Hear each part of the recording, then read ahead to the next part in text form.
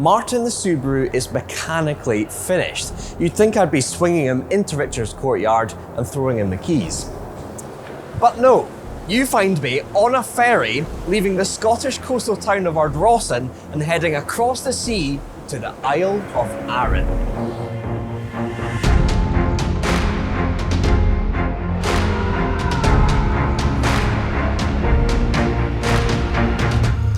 Why are we here then? Well, Martin has been tuned since we built his engine, and this is the result of that.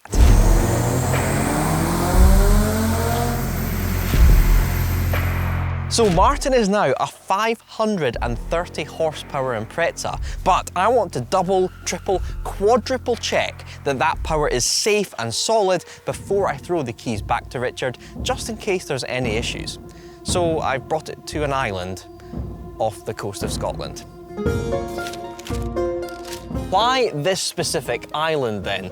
Well, I like to call it Scotland's Isle of Man because it's also in the Irish Sea, and if you look at the map here, it has a perfect ring road going all the way around the island, which means technically you can complete a lap of the island. But this place isn't just about the roads. This island has so much to offer. Arran is known as Scotland in miniature, as it encapsulates everything that makes my country so special into one island. It has mountains, glens, lochs, every member of Scotland's wildlife Big Five, castles, stunning coastline, and some epic strips of tarmac. Arran is basically Forza Horizon 4, but in real life.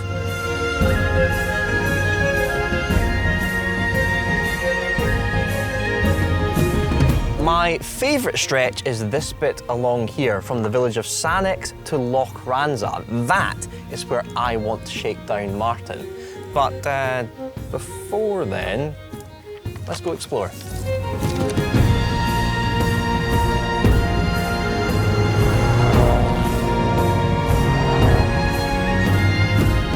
I am increasingly falling deeper and deeper in love with this car. Like with my Mondeo and the XKR, I get to a point with a vehicle where I want to treat it in the best way possible in all aspects. The best oil, the best tyres, the best roads, and despite this being Richard's car, I'm now getting to that point with Martin. And thanks to Shell, the sponsor of this trip, we've topped up with the new and improved Shell VPower so that for every mile on the island, we're sucking up the good stuff.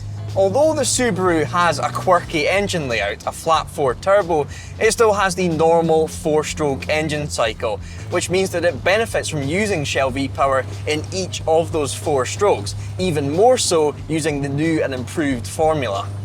It has the capability to clean critical engine parts up to 100% with every fill, so we'll have Martin's flat 4 running like new with continuous fueling.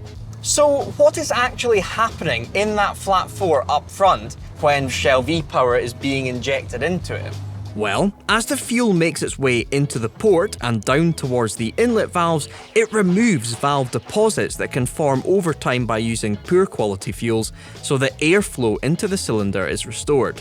By getting rid of those inlet valve deposits, there isn't any nasty sponge-like crud that can sometimes soak up fuel, meaning more fuel reaches the cylinder. All of that means the air-fuel mixture formation is restored, returning the engine to optimal combustion conditions. And being closer to optimal combustion means less energy is wasted, making your engine more efficient. As many of you will know, having a full tank of Shell VPower just feels good. So go on, fill up with the best. Your car deserves it.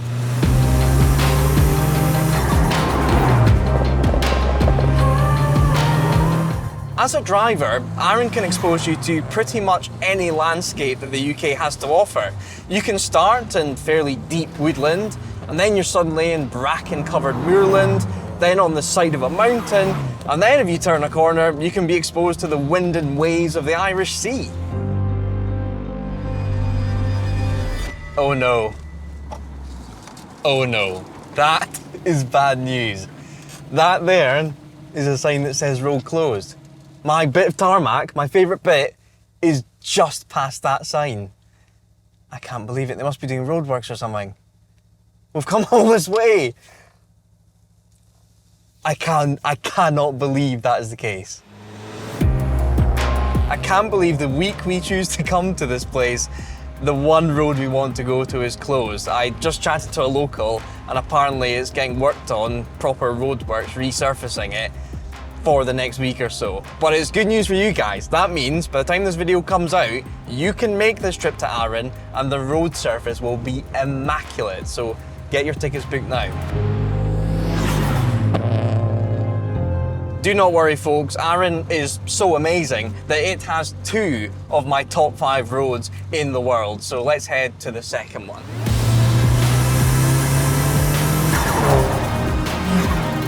This is called the String.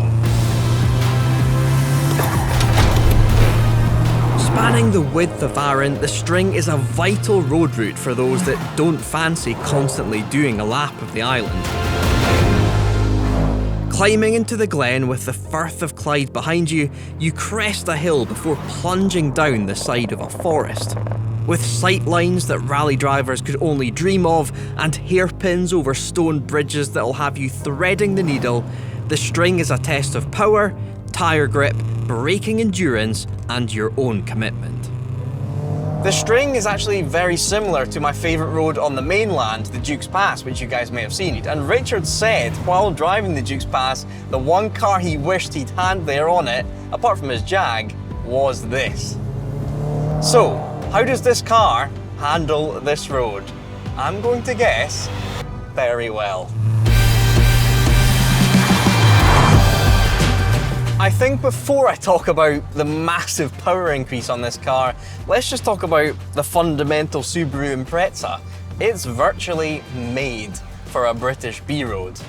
Richard and I talk quite often about cars that make sense, cars that feel exactly how they should feel. A Porsche 911 is one of those cars.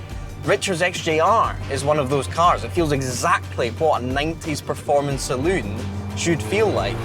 If you look at this car statically and imagine what it is like to drive, that is what it's like to drive. That's what we mean by a car making sense. The gear change makes sense. The brakes make sense. The steering and the way this car turns in makes sense. The big question is, does that engine now make sense? That is the question I'm asking of this car on this road. Have we done the right thing? One thing we have transformed is the amount of noises this car now makes. Some cars kind of make just one noise. Say like a naturally aspirated V8, it's gonna sound great, but it's all quite samey. You go up the revs and back down.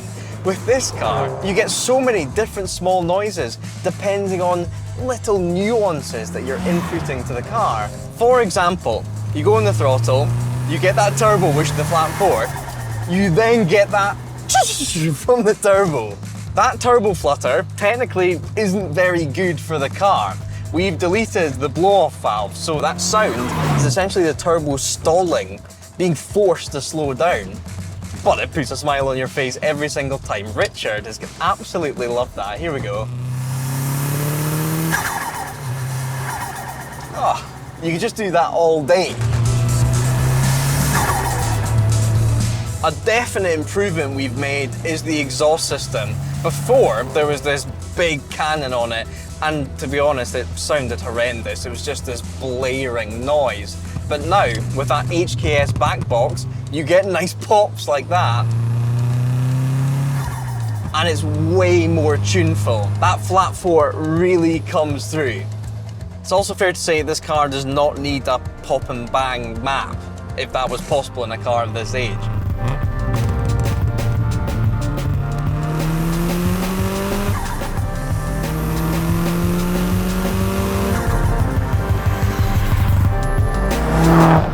So let's get down to it, the engine. 530 horsepower.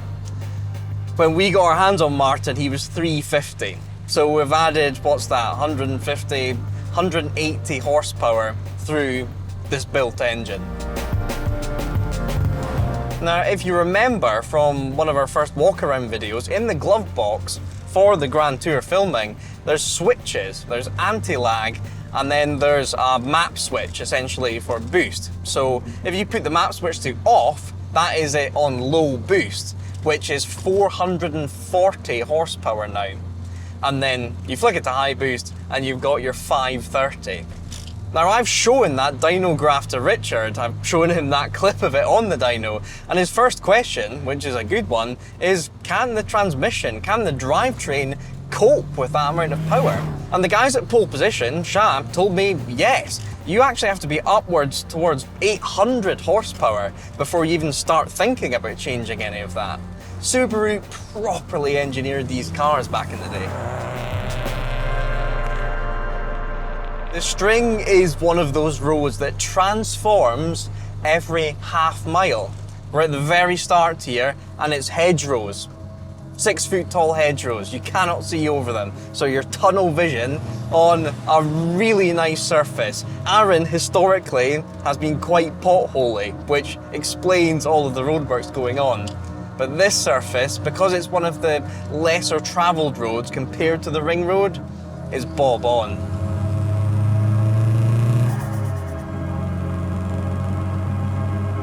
We're now half a mile up the road, and the hedgerow has immediately disappeared, and you're plumb in the middle of a glen. I think this one is Glen Rosa? Glen Rosa? I think Glen Rosa. Whichever one it is, it's spectacular.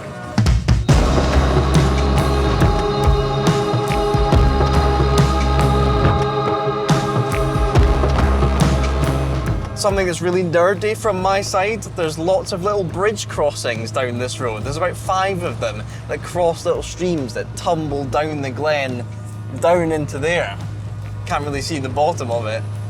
I really like a little bubbling stream, so sometimes when I'm driving on this road, I'll just pull over, sit on one of the bridges, have my lunch, and just listen to the running water. On that side, an entire field of Highland cows, an entire field of Hamishes. I can actually see some red deer running about up there, the largest land animal in the UK. Could a road get more Scottish?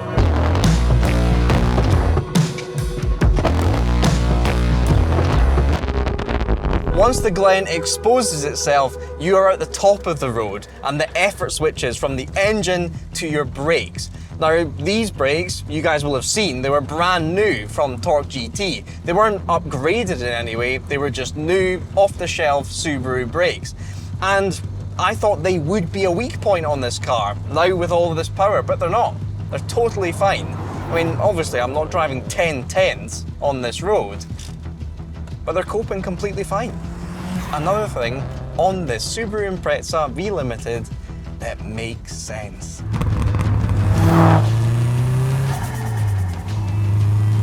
The big one for me then, have we gone too far with Martin? He was quick with 350 horsepower. That was the tune that he had when he was on the Grand Tour.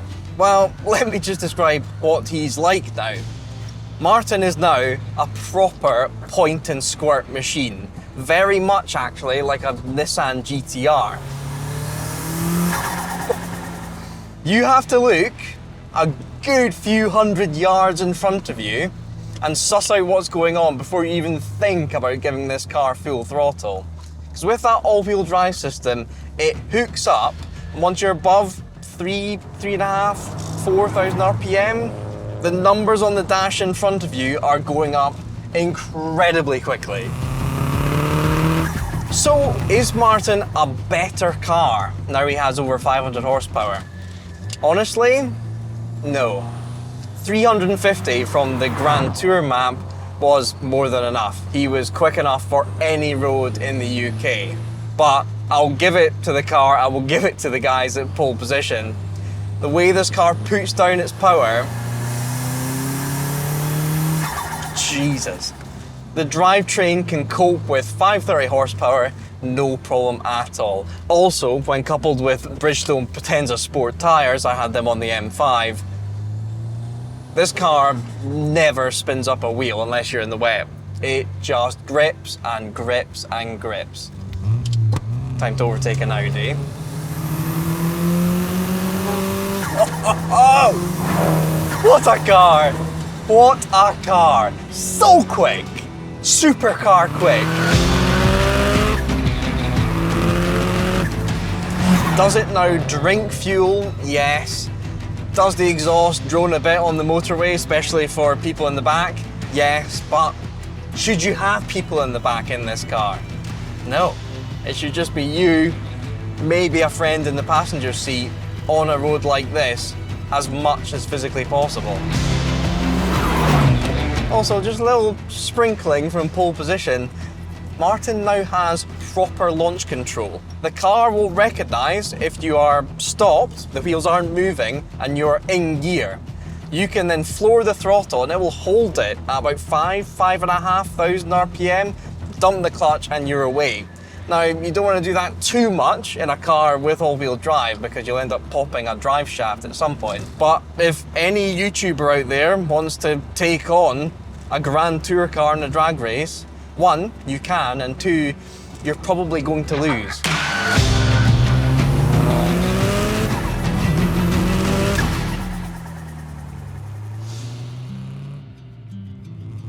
The String gives you the exact same options that the Duke's Pass and Aberfoyle does.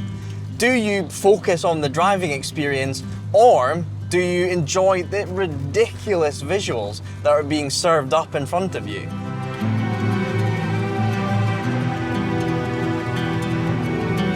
As a millennial driving this car, all I can think about is Colin McRae, especially on a Scottish strip of tarmac like this. Yes, I'm not in an actual Group A rally car, but those flat four sounds, the slick gear change, the way this car puts down its power, and also, of course, my little roof intake, give me some of that breeze, because I'm a hard-working rally driver. I feel like it's 2003, and this is the Arran Rally. I don't think that exists, but let's make it happen. Visit Arran, let's have a talk. Arran Rally 2024, the String, let's go.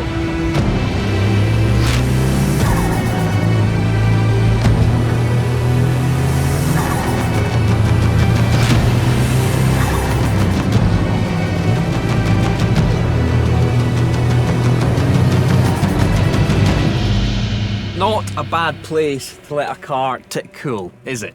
Another reason I brought this car here to somewhere that looks like this is that Richard wants to use it as his Lake District car. He's going to station it up in Buttermere so that he can tackle his own favourite roads and also maybe do some work in the fields.